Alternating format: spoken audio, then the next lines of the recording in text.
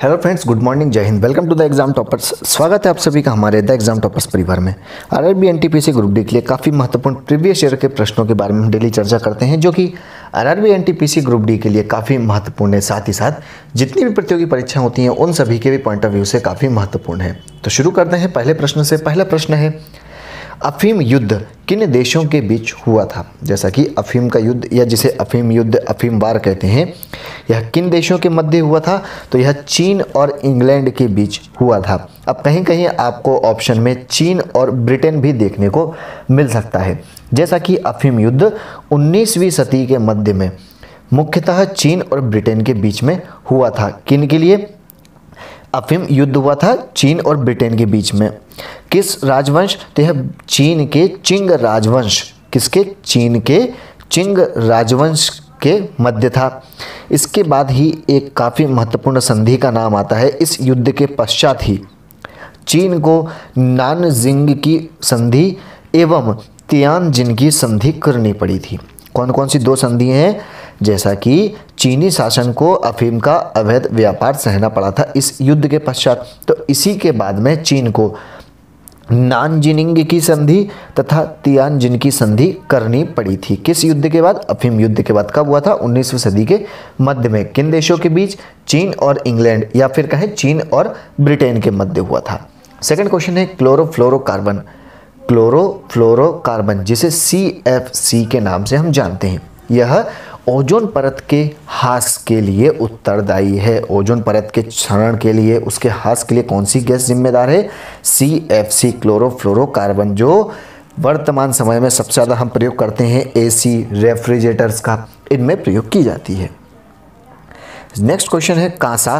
कांसा किन धातुओं की मिश्र धातु है?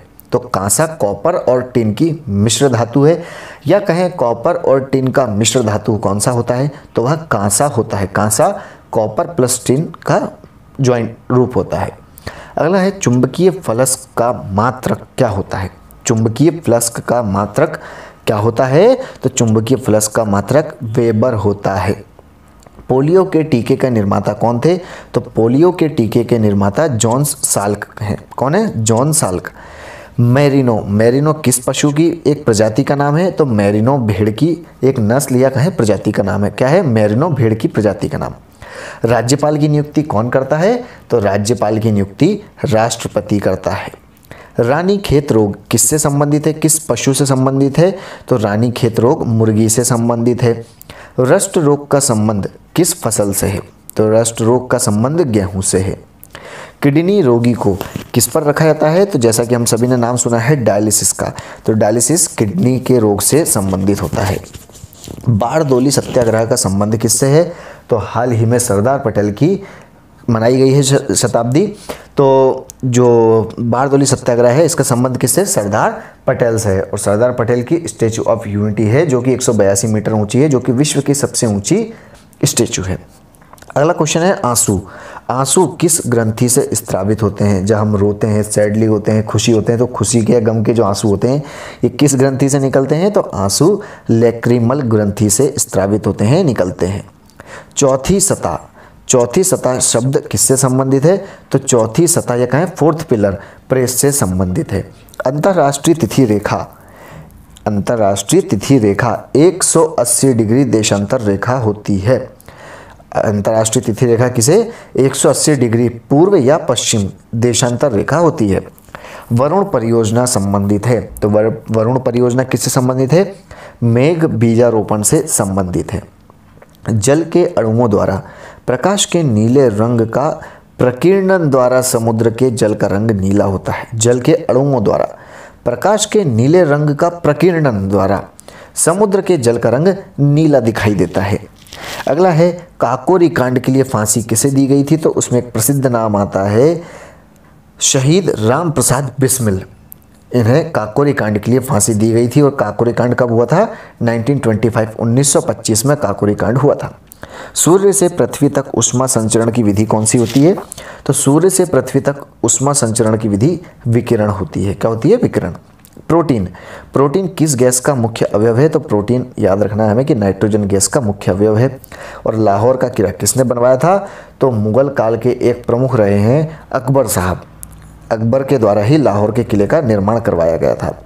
ध्वनि तरंगे होती हैं, ध्वनि तरंगे कैसी होती हैं? तो ध्वनि तरंगे सदैव लंबवत होती हैं।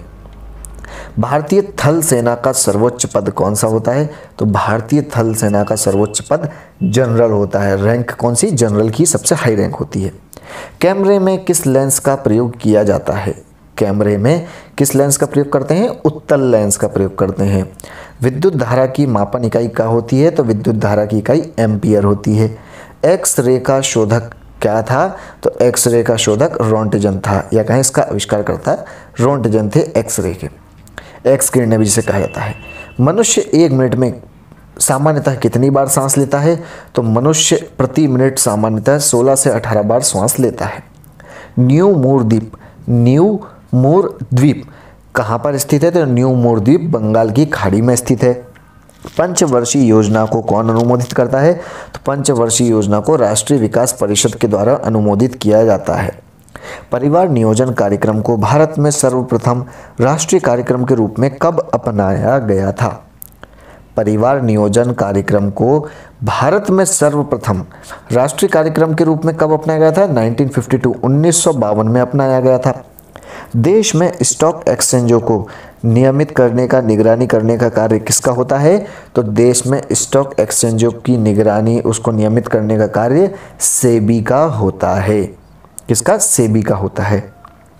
भारत में न्यायिक समीक्षा की शक्ति किसके पास होती है? तो भारत में न्यायिक समीक्षा की शक्ति करने का अधिकार सर्वोच्च न्यायालय के पास है। एशिया का क्षेत्रफल कितना है? तो एशिया का क्षेत्रफल 44.3 मिलियन वर्ग किलोमीटर है। कितना है? 443 मिलियन वर्ग किलोमीटर एशिया का क्षेत्रफल है। कांग्रेस के लाहौर अधिवेशन में क्या मांग रखी गई थी और यह कब हुआ था? तो कांग्रेस के लाहौर अधिवेशन जो कि 1929 में हुआ था, 1929 में, इसमें यह मांग रखी गई थी। क्या रखी गई थी? पूर्ण स्वराज की मांग रखी गई थी कि हम भैया पूर्ण स्वराज चाहिए, अब स्वतंत्रता चाहिए। विटामिन सी का सबसे अच्छा स्रोत कौन सा है? तो विटामिन सी का सबसे अच्छा स्रोत आंवला होता है। कौन सा? आंवला विटामिन सी का सबसे अच्छा स्रोत है। नाड़ी स्पंदन मात्रा मापक क्या है? तो नाड़ी स्पंदन मात्रा मापक गति है। संविधान सभा के प्रारूप समिति के अध्यक्ष कौन थे? हम सभी को बहुत अच्छे से पता है कि संविधान सभा के प्रारूप समिति के अध्यक्ष डॉक्टर भीमराव अंबेडकर साहब थे। शेरशाह का वास्तविक नाम क्या था? शेरशाह का वास्तविक नाम फरीद खान था। क्या नाम था? फरीद खान। जवाहर सुरंग नाम किस दर्रे को दिया गया है? तो जवाहर सुरंग किस दर्रे को कहा जाता है? बनिहाल दर्रे को ही जवाहर सुरंग कहा जाता है। और अंतिम प्रश्न है कि धुआंधार जलप्रपात किस नदी पर स्थित है? तो धुआंधार जलप्रपात नर्मदा नदी पर स्थित है। तो यह थे कुछ महत्वपूर्ण प्रश्न जिनके बारे में हमने चर्चा की। आई होप कि आपको ये वीडियो पसंद आया हो, तो वीडियो को लाइक एंड शेयर करना बिल्कुल ना भूलें। मिलते हैं नेक्स्ट वीडियो में, तब तक के लिए घर पर रहें, खुश रहें, स्वस्थ रहें। Thanks for watching. जय हिंद।